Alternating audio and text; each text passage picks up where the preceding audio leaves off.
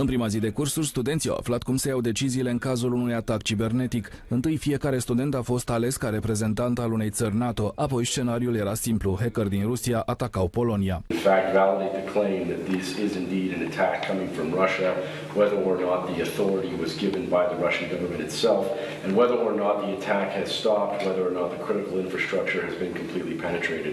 Pentru că scenariul ia în calcul atacul împotriva unei țări NATO și celelalte state membre se implică, fiecare student a oferit o soluție. It's a very sensitive situation because it's happening inside of NATO, but we do have to keep calm and support our fellow members. To see what kind of classified information has been revealed, because this might affect not only this defense shield but other important missions. It should be statuted like a real and very dangerous attack under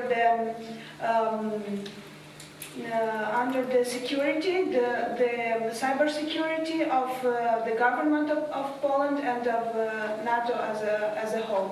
Experiența a fost instructivă, acesta fiind și scopul școlii NATO de la Sibiu. Vrem să punem în practică atât paneluri pe noua prioritate NATO, cât și pentru a dezvolta abilitățile teoretice pe care studenții le învață la facultate și vor să le pună în practică. Până miercuri, când se vor încheia cursurile, studenții vor mai învăța despre viziunea strategică de viitor a NATO, despre capacitatea de apărare a alianței și despre desfășurarea de trupe din Afganistan.